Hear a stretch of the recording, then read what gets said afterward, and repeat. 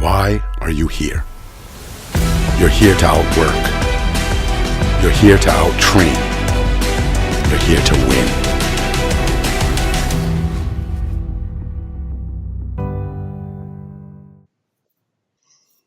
Here with Pat Glory, two-time New Jersey State champ, three-time finalist, Super 32 champ, Escape the Rock champ. The list goes on and on. Pat, thanks for taking the time to weigh in with me today. Yeah, thank you for having me here. It's really awesome just to be here. We were talking before air. We've had a little connection problem, but I just want to go back and talk a little bit about how you got into the sport. You mentioned your dad was into the sport, but can you tell me a little bit about being a kid, getting into the sport, and getting over some of the early lumps before you became a good wrestler? Yeah. I mean, wrestling is definitely not an easy sport to get into as a kid. When you're growing up, your friends play baseball. They play football, they play basketball. Not a lot of people are little kids at least are excited about going to wrestling practice.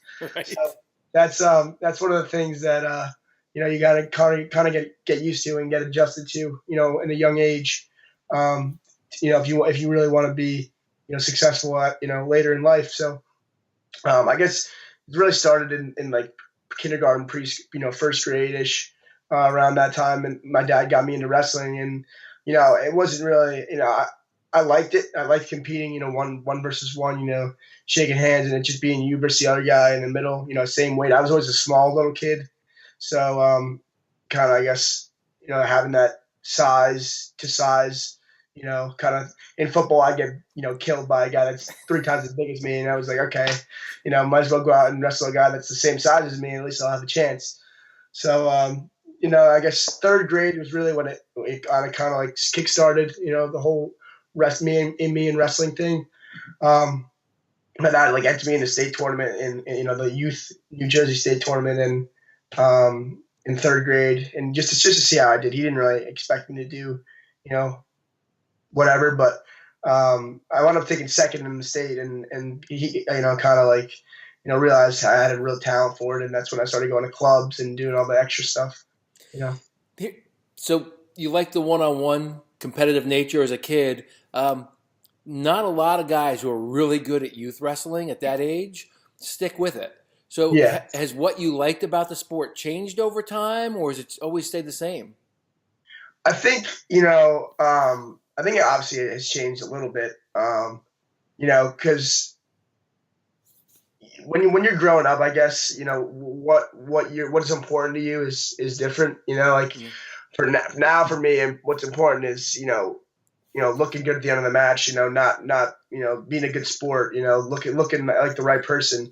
And back then it was about winning. It wasn't about it didn't really matter how I looked after the match. I could be crying and wailing, throwing my headgear, and it's fine because it's a little kid. But now it's things kind of change, and what you find to be important changes. But I think that always the competitive nature is always there. That never really changed for me from when I was in third grade to now. Just getting the adrenaline flow and the mental aspect. It never really changes. So here's a question that some parents and maybe some kids who are listening. So talking about maybe you didn't use the word melting down, but being unhappy at the end of a match when you lose. How did you change or make that transition to maybe not doing that? I think maturity is also one of the things that helped. I mean, I was never a good loser. Even when I got like into high school, I was never a good loser. But I think you just start to realize that although you want to win so bad, that it's really only a sport, and it's a match. Nothing in your life's gonna change because of that match. You just got to realize, go out there, give your full effort, and if it's not enough, it's not enough. You go back to the grindstone.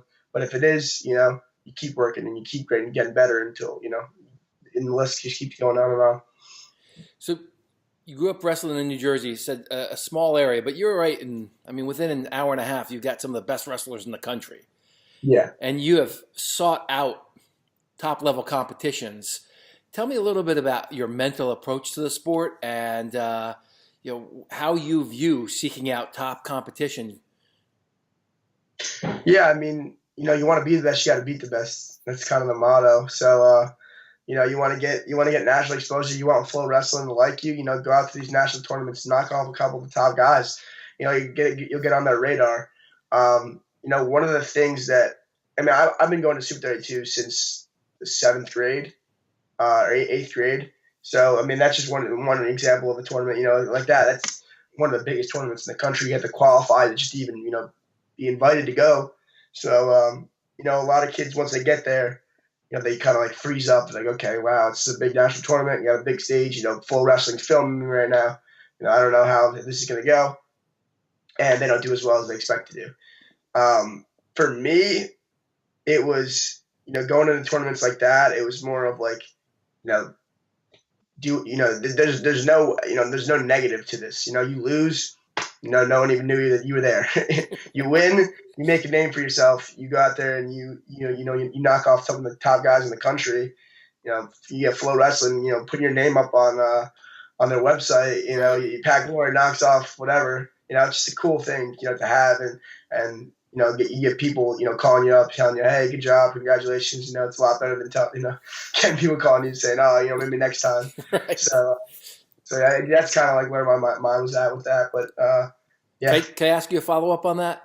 Yeah. So now you go to Who's Number One or Beat the Streets, and everybody knows whether you're there, win or lose, right? Yeah. So how do you approach it as a similar thing, or how are you approaching that? Because you're in the spotlight. Everybody knows you're wrestling Gavin Teasdale again. Yeah. So I had a very big problem with matches like that. With spotlights on you, kind of like state final environment. Yep. 1v1, one mat. Everyone's watching you. That's the kind of matches that I'd be very I'd struggle with. I would take second at pretty much any tournament I went to, just because once I got to the finals, I was just like, oh my God, everyone knows I'm in the finals. Yeah. So if I lose now, it's just like, okay, this is tough. So that mentally, I wasn't really there yet. I didn't really have that mental breakthrough to realize that, you can do, whatever you really want to do if you believe in yourself. But I started going to this psychologist, and he told me, believe what's true. Don't believe what you think. Believe, he said, you wrestle this guy in the state finals, you are capable of beating him. That's the truth about you. Don't just assume, in your mind that there's a possibility that I can lose because, all this stuff. She's like, when you're thinking about that, what ifs, what if you lose, what if this happens? Just think about what you're going to do during the match, strategize, say, I'm going to take a single leg. I'm going to set it up this way, do all this stuff. Technique wise to get your mind off that, thinking about what's going to happen. What if this happens? What if that happens? So that helped me a lot. That just thinking about that stuff instead of thinking about the what ifs, because that's what makes you defensive. You're thinking about all this stuff before the match. Yeah. You go into the match, you're thinking the same things in your match, and you're not wrestling to your full potential. So if you're thinking about the other stuff, you open up stuff that you never even knew you had. That's just going to help your wrestling so much. So. That helped me a lot. What age did you start seeing the psychologist? It was really after sophomore year, so pretty recently. And how quickly do you feel like mentally you were able to make that a belief that you really held? So it was actually, I started going like probably a month before Super 32 my junior year when I won. That was kind of really the first tournament that skyrocketed me to the national atmosphere. But it really, it was 4 weeks. It really took just kind of like a month, just going there like twice a week, just talking to him. And he just really had me. It took him a couple of weeks to really get to know me and understand like what I was going through. Mm-hmm. But he really helped me a lot with getting me through those situations where it's one-on-one. You got to deal with that, and he helped a lot.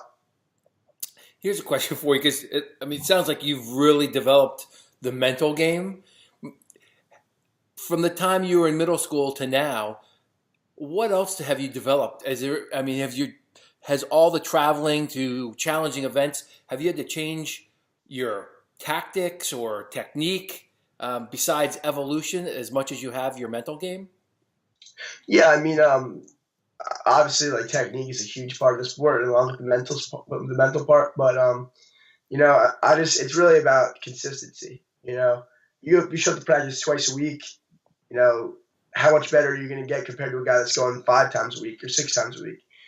So it's not. I mean, people say like, oh, I'm going to practice, I'm doing this, I'm doing that. I don't know why I'm not getting any better. It's about consistency. It's about you know doing the right thing all the time and working hard, to do that. So I wrestle with Coach Buxton. Obviously, he has a place in Randolph, which is where I live. 5 minutes from my house. So I mean, I've been training with him since I was in sixth grade. But his technique is the best in the world. I mean, he brings back stuff from Russia and Iran and all these places, and the best guys in the world are doing. Not even just the best guys in the state or the country. Right. And he just develops them. Breaks them down. Watches film on them and just really perfects these different styles, and he just made me so much better. Just little things. It's not like keeping your head up on a single or putting where your hands are supposed to be. He just helped me really break down the little things that you need to do. Really that are really important for moves to be beneficial. Just circling back to your dad, how much coaching did your dad do, and does it continue or did it end at some point? Yeah, I mean, my dad pretty much was the one that coached me through middle school. I mean, it was really like freshman year. Once I got into high school, I was like, all right, Dad, I'm going to have my coach do the coaching and you can just watch now. I mean, he still, he was in my corner at Super 32 junior year. But it was really Buxton that was coaching. But, he's always been around. I think now that I'm a senior and I'm going off to college, he's kind of like the coach has been bearing down. I have a little younger brother who's 9, who's just getting started. So my dad's been helping coach him and bring him to practice, and kind of got off me and onto him now. So, okay. But it's good. I mean, they're always around. My family's always watching and stuff. So, any advice for father-son wrestling dad and wrestler? So it's funny because, in my opinion, wrestling dads and moms can be bad too, are the crazy people in all sports. So, I mean, my dad was one of the crazy guys too. He was always, you'd see him yelling at me and all that. But, that's just part of the sport. I mean, I'd always be pissed off at my dad for yelling at me to go to practice or yelling at me to go, lift or whatever. But, as I grew up, I realized, it's for the best. He's trying to get the most out of me, even when I don't want the most out of me. So he sees a potential in me that I really didn't even see in myself growing up. I could never predicted that I was going to be, sitting in the seat right now when I was in 4th, 5th grade. So I mean, he's really really the one that pushed me to get here and kind of made me see that I could get here. So no matter how much they're fighting you or pushing you, kind of just realize that they're doing it for the best and do it. And you never know.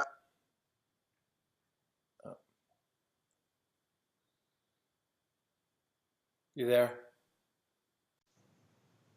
Pat, can you hear me? Yeah.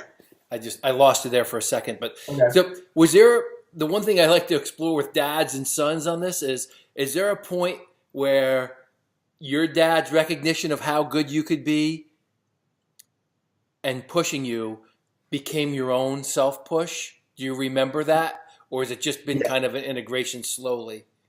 Yeah, it's funny because nowadays I find myself telling myself in my mind things that my dad would tell me when I was growing up. So it's kind of like I've taken over mentally what he would push me to do. Uh-huh. So I gotta go to wrestling practice. I haven't gone in a day, 2 days. So you gotta go. I gotta go lift. I gotta do this. So I kind of have a schedule that I'm on that kind of my dad kind of emphasized when I was growing up.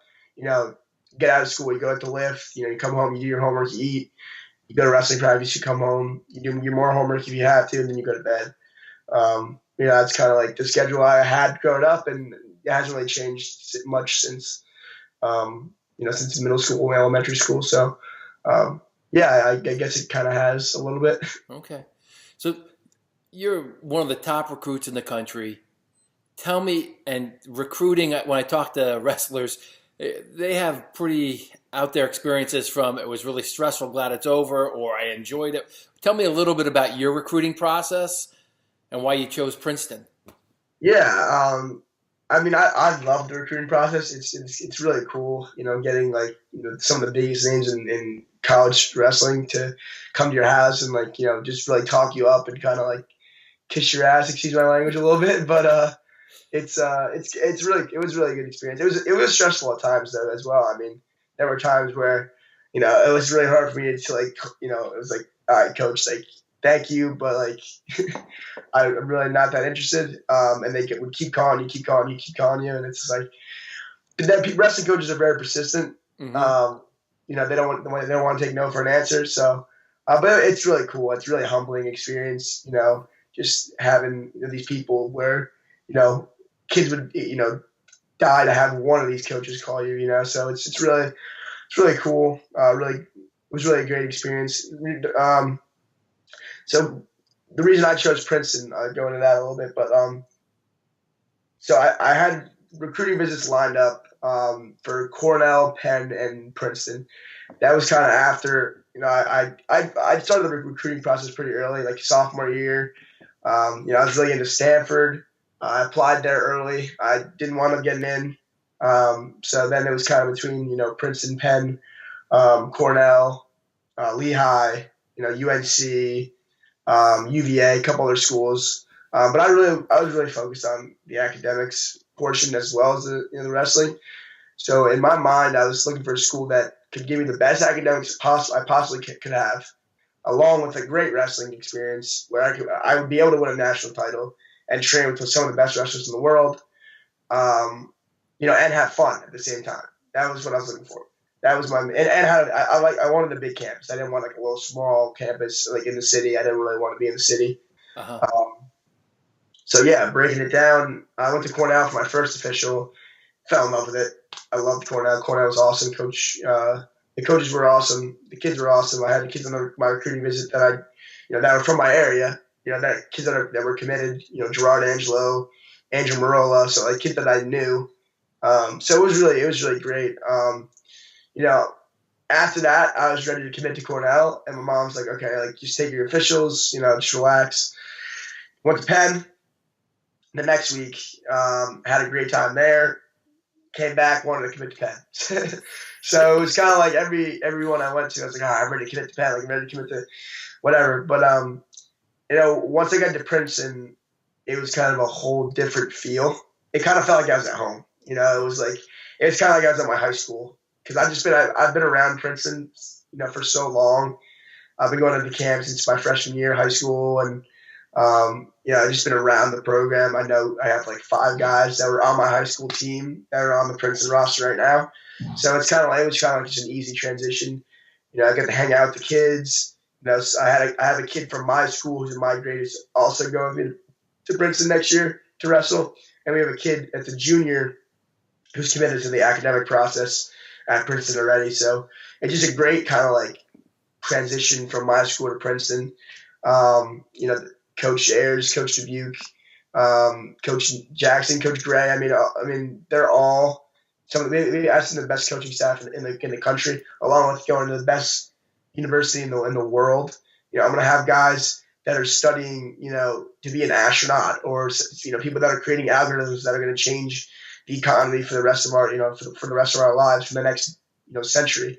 It's just pretty incredible to be able to say that. Like that guy, Elon Musk. Like I went to college with that guy. It's stuff like that. I want to be able to say that, growing up and be able to work with these people. It's just really incredible. And having the wrestling, along with it is something it was exactly what I was looking for. So It sounds like it was a good thing you took as many visits as you did.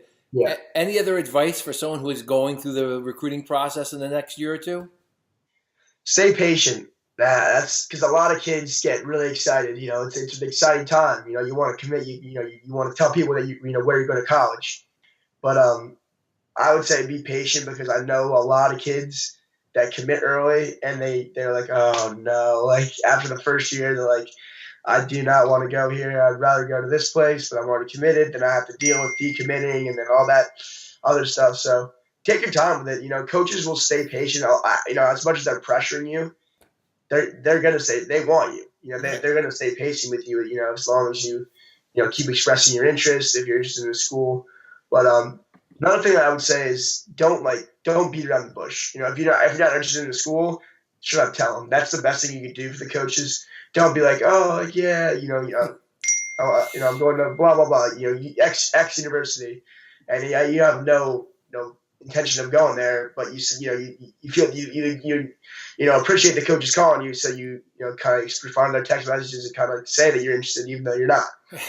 So just tell them right away you're not interested, so that they can go and do their own recruiting and not have to worry about trying to recruit you even when you have no interest in going there. So right. You mentioned the coaching staff, Ayers and Gray, Dubuque, Jackson. I always refer to them. They're like a playful puppy pack, but they turn into this, intense wolf pack. They've got a real, Jackson's new to the scene, but they have a personality. The thing I was going to ask you though is, Coach Ayers is getting a little older. Do you anticipate putting him in on his back and maybe getting back points at some point during your career? That is a very, very good question. I do not think that it will ever happen, just because of it. I feel like Ayers, when he wants to turn it on, he can turn it on, and I would just have no shot. But that remains to be seen. Okay. I definitely need to get in the college wrestling room first, but it's not impossible. Gotcha. So I know people on the team, and you've been around the team, and there's it's no joke the workload there. It's not like going to a community college. Yeah. Can you tell me what's your major going to be? Do you have one? Yeah, I'm thinking about studying economics at Princeton. So I went for my student admission day, and I went there and talked to the economics department, chairman. And she was really explaining to my mom, me what goes into being an econ major, all the different stuff that you can do with an econ major, and it really looked like something that I could be really interested in. I'm taking the econ class. Well, I was this year as a senior, and I really loved it. So I think econ is what I'm really interested in. Gotcha. What do you want to be when you grow up? An economist, or do you want to be on Wall Street, or? Yeah, I'm not really sure yet. I'm going to kind of keep doors open. I don't really have a specific major that I want to be in, but you can do a lot with an economics major. I might go to grad school and get an MBA or something like that. So I'm not really sure. I got to figure that out. But if you ever want to talk economics, my focus is on Austrian economics, but that's a whole nother. We can get into that later. So I know that some of those guys, I've talked to Kolodzik and maybe D'Angelo, talking about just how significant that workload is during the wrestling season. I'm sure you've talked to them, but how do you anticipate dealing with that? So I guess nothing really changes. I guess from high school. I had a really heavy workload in high school too. Del Barton is. It's pretty tough. Yeah. Yeah. Okay. I don't want to put it on a pedestal or anything, but it's a tough place to go. Yeah. It's from what I've heard from my post Del Barton teammates is that it's Princeton's very similar. It's just a matter of time management. It's what you do with your open time, your free time. So times where I get out of practice, I have 2 hours in between that and a class. What am I going to do with that 2 hours? Am I going to sleep? Am I going to go play video games? Or am I going to do my homework for the class that I have due, next week? I got a paper due next week. Work on it a little bit, the 2 hours, and then you got to take a nap for half an hour, then go to class. So just figuring out times and time management skills and figuring out when to fit stuff when is going to help, I think, a lot. That's what I've talked to, the kids on the team about that's really important. So. Gotcha. You've had a great year. Started off at Who's Number One, just finished up at Beat the Streets. Can you tell me a little bit about how you view you're wrestling 12 months out of the year. Are you picking a few things that you really are focusing on trying to peak for, or is everything just kind of the same the whole way through and you take each hurdle as the same? I think, kind of stays the same, to be honest with you. It's really, my workload is I go to practice. I do whatever Coach Buxton says he wants to do in practice, and we go on. And then the next day comes. But it's good because if he knows, like, say, he knew I was wrestling Beat the Streets. He knew I was wrestling Teasdale.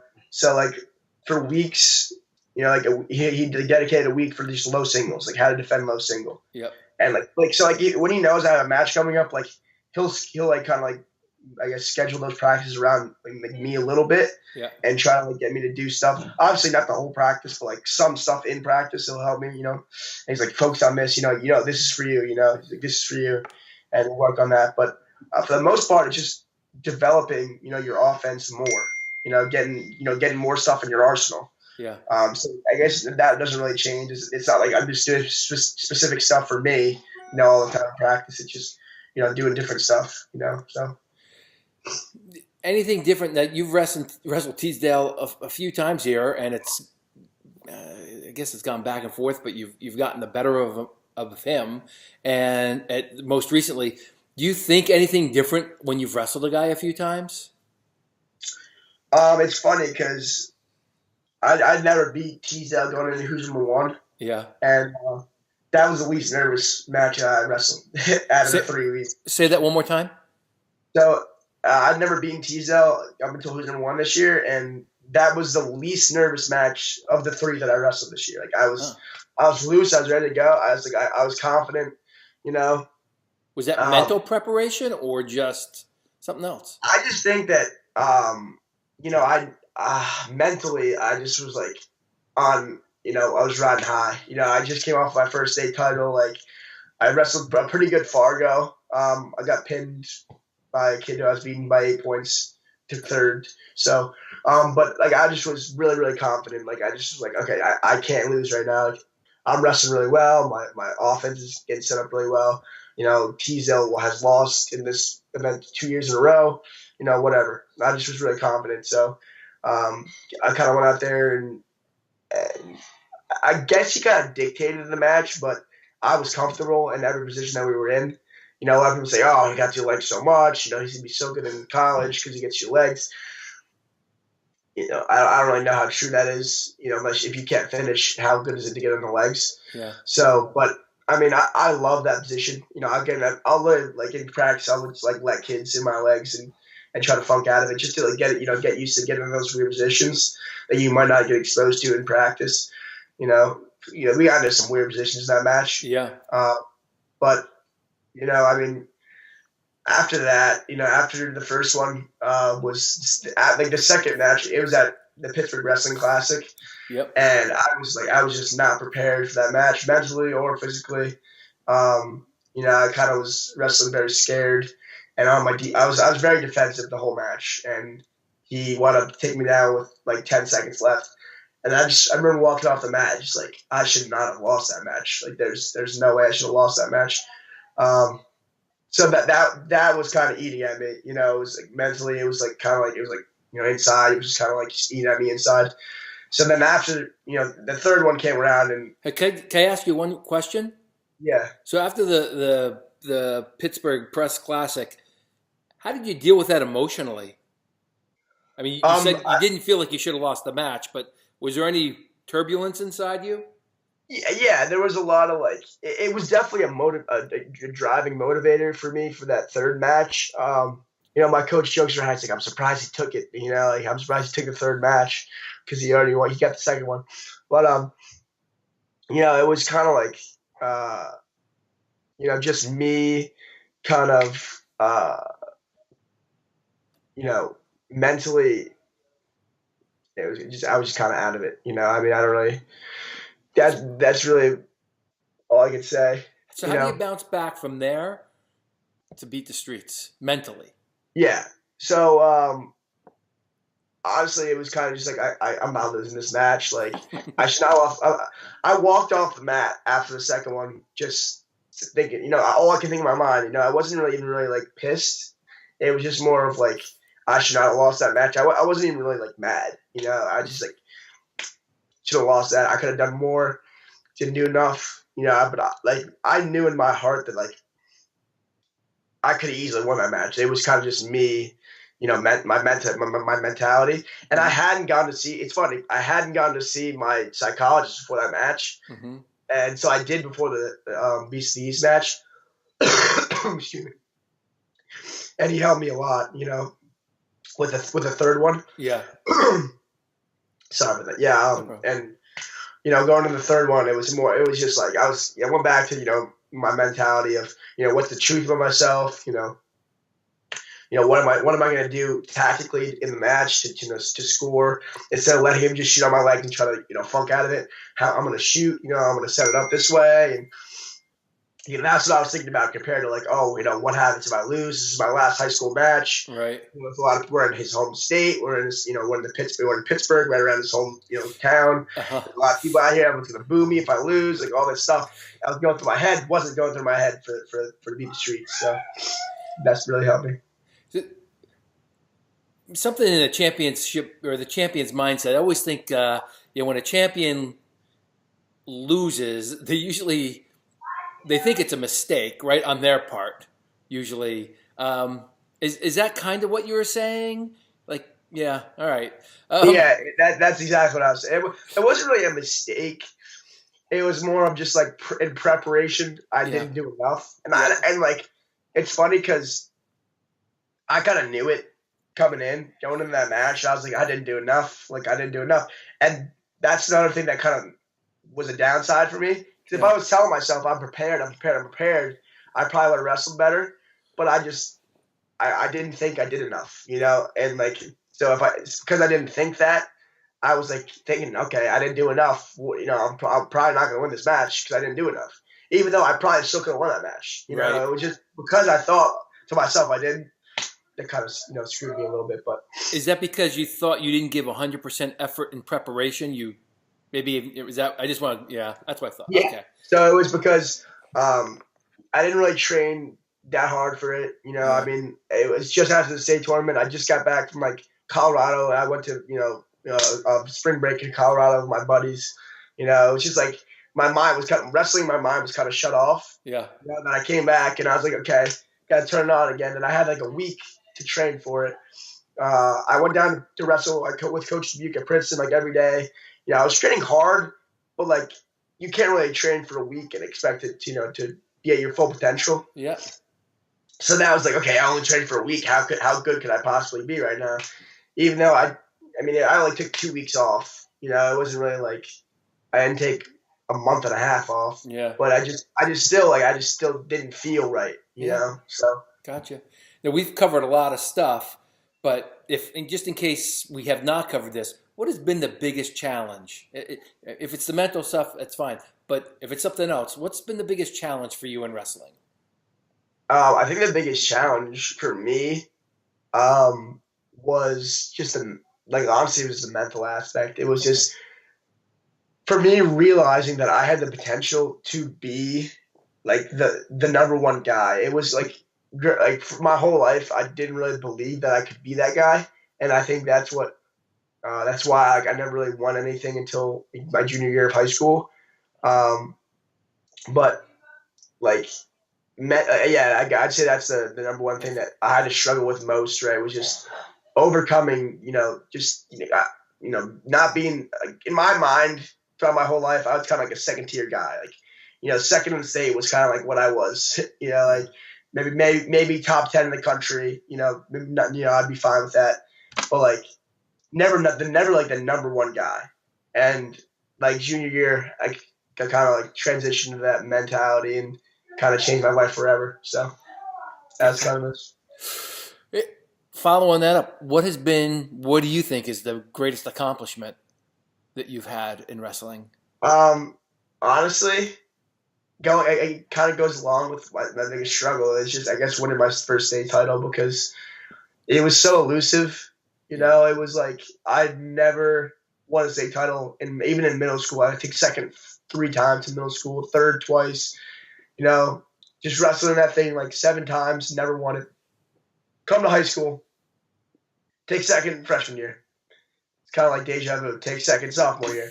It's just something that I just mentally had to overcome, and it was so hard for me because even that year when I wrestled Jojo Aragona, like I wasn't prepared for that state final. Like he could easily won that match, but I got through it, and it was just really breaking through that wall. I was like, once I got through that wall, it was like the sky was the limit. So What did it feel like? it felt like I don't know. I felt like I was entering heaven. Kind of. It was just like the gates have opened, and like I'm here. I made it.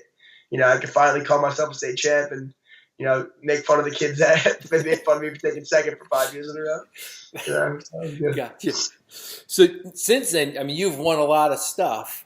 How do you keep your competitive fire burning hot and not become complacent?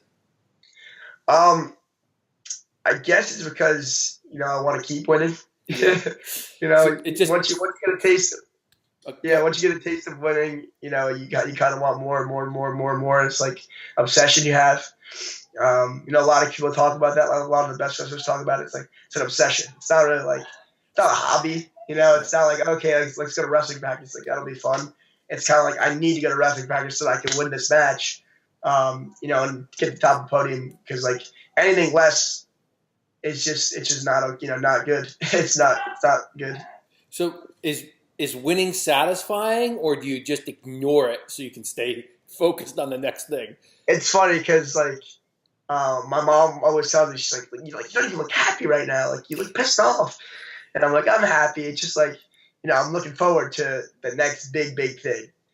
So like everyone will say like oh like congrats on districts, you won a district title, and I'm happy. I'm very humbled and happy to have a district title, but like to me, it's not, it's not the end goal. It's kind of like a stepping stone.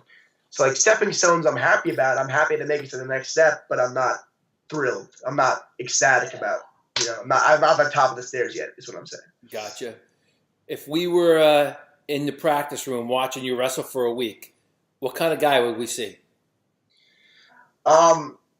I think you'd see a guy that's like just really open to learning. I love to learn new moves. Stuff that I can see myself doing in a match. So I'm very open to new things. I'm also very aggressive in practice. Not a lot of people like wrestling with me just because I like to go like very hard. I guess like when I don't really drill. Like per se, I kind of just like I'll let a kid get the move and then try to hop out of it. Okay. Just to try to work on my defense and I'll tell a kid like, hey, try to get out of this when we're working on a move to get kind of like a live feel for it. So stuff like that, just kind of like not your everyday person, but I love going to practice and learning new things. So it's probably what you see. What's your self-talk leading up to a match and while you're wrestling? So when you're prepping for a match, are you thinking anything? And when you're out on the mat, are you focused on the mat? Are you float on the match? Are you just flowing? What's your mentality like? Before the match, this is kind of how I've been my whole life. It's just, I had headphones on. I'm listening to music. I've done it since I was, third grade. Just listen. Just get everything around you out of your mind. Get the voices out. Throw the headphones on, and you're listening to music. You're in your own world. So that's kind of like how I grew up. And you're thinking stuff before you're out. Even with the headphones on, you're still thinking about stuff. But like it really like minimizes it. Like really for me, the best thing to do is just clear your brain before your match. Like don't even worry about anything. Just go out there and just expect that you're gonna do the best that you can, and just rest of your full potential. But what I'm still thinking about stuff. So like what I'm thinking about is that's the thing that really I struggle with a lot. So now I think about what I'm gonna do. How tactically how I'm gonna set my high crotch up, or like how I'm gonna set up a double leg. I'm gonna snap them and then I'm gonna blast double through them or whatever. But that's what I'm thinking about now compared to what I was thinking about in middle school, which is what if this happens? What if that happens? Right. So, and then during the match, the adrenaline takes over a little bit. But it's funny because when your adrenaline takes over, what you were thinking about before the match really influences how you wrestle. So, right, if you were thinking about the stuff that I think about now, your adrenaline's going to kick in. It's going to make you a badass. But if you think about the stuff that you were, with the what ifs, and you go out there, you're going to wrestle really timid, and your adrenaline's going to make you tired, and it's going to drain all your energy, and you're not going to wrestle as well, as well as you could have by any means. Did you ever get distracted out there on the mat? To be honest, not really. Once I get in, it's like I'm in, and I don't really hear much. All I hear is my mom and my coach. That's okay. What they're on the mat. What's your walk around weight right now? Probably around like 135, 140 ish. To be honest, I haven't really stepped on the scale since beat the streets, but I'm gonna assume somewhere between there. I'm assuming you're going to wrestle this fall for Princeton. Yep. And what weight class do you see yourself at?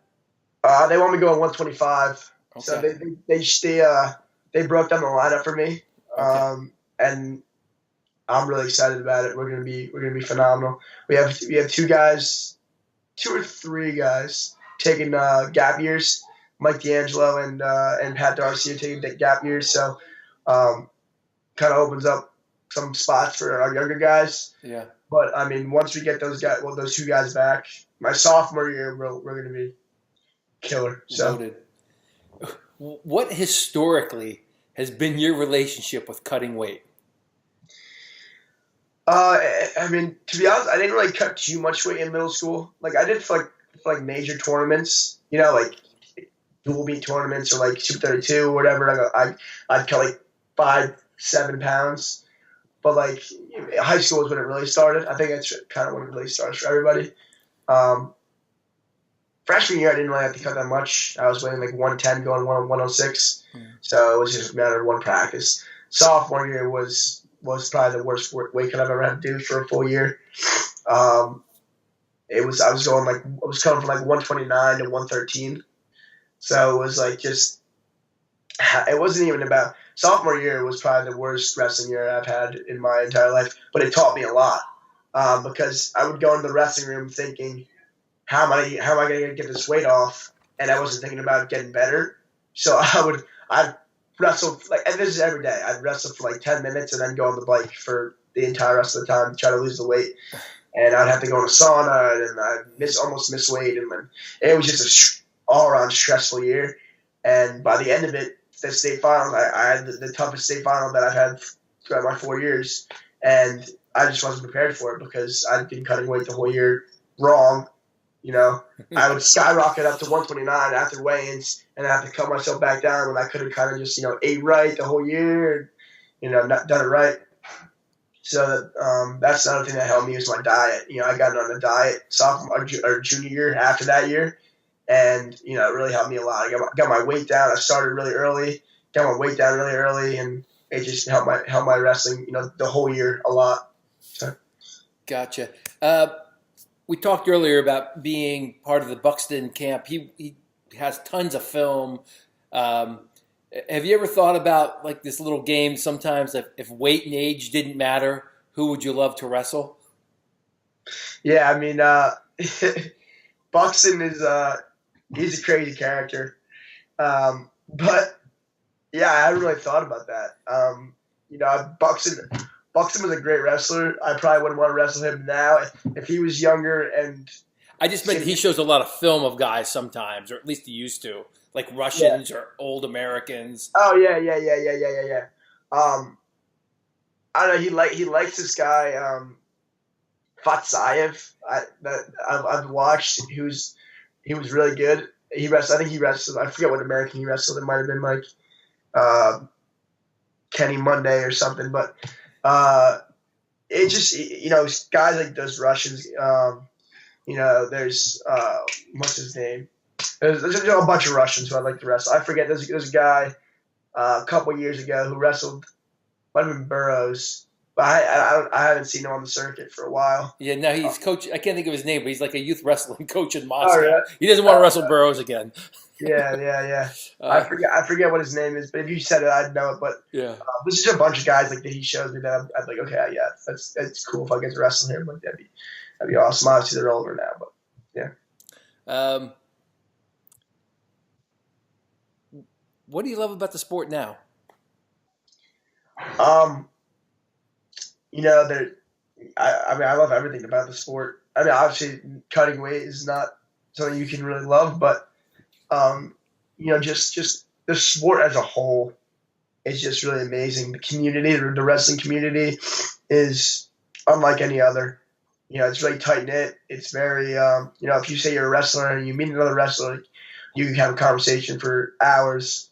Where in different sports they don't really have that kind of bond. But I think what makes wrestling so unique is just because it's the only sport where you can go out there. It's still a team sport, but you can go out individually with another individual at your same weight, and whoever wins is the better man. And I think that shows a lot more, like, I guess, talent and, I guess, like, drive, determination, because you're the one who it all falls on. You can't say, oh, it was Billy's fault for, losing the game because he didn't stop that attack that they had, whatever, on the soccer field. Where in wrestling, it's like, okay, you can't say Billy did anything because you're the one that lost. It's all on you, and I think that's makes it really unique. A lot of individual sports have the same thing, but wrestling, it's like it's individual for a team. It's not like tennis where it's singles and you play for tennis and you win and you lose. But your team needs 6 points, and you're wrestling the tough guy that's ranked in the state. How are you going to deal with that? You're going to go out there and pin them. You're going to go out there and not do anything. So I just love that about the sport, and just everything about it. Are you a lifer? Like when you're done with college and you're a professional somewhere, will you be a coach as well, or do you think that might be it? Obviously, time will tell. I'm not one that's going to say, hey, I'm going to be a college wrestling coach when I grow up, because in actuality, like in reality, that's not what I'm looking to do. I will probably be a philanthropist for the sport in other ways. I'll probably I'm sure I'll be involved in Beat the Streets. I'm sure I'll be involved in other organizations that help wrestling, throughout the country and the world. But college wrestling coaches, that they're phenomenal wrestlers. They're great people. It's just not something that I would really be interested in. Okay. I'd rather be a businessman or an entrepreneur or something like that. Would you consider wrestling at the senior level? Oh yeah. All right. So like for example, if I get my MBA after college, which not a lot of people at Princeton do, but I'm thinking about it, it'd be a great opportunity for me to train, like be a resident athlete and get my MBA at the same time. Yeah. So I can, and 2020 is when I'm a senior in college. So, when I'm a sophomore. So I mean, I'll have time to train for that, and then 2024 is only 2 years after I graduate. So, there's time in there to train for these things, and I'm definitely gonna set the time out for it. So, yeah. Gotcha. Hey, 1-word answers. You ready? Yeah. Favorite food? Pasta. Favorite place? Define place. Anywhere you want, whatever to be. Some place to be. The beach. New Jersey high school wrestling. The best out there. Princeton. Number 1. Coach Ayers. Goofball. Pat Glory. Champion. Hey, I really appreciate you taking the time with me, and good luck this season. Thank you for having me. It's been a pleasure. Thank you.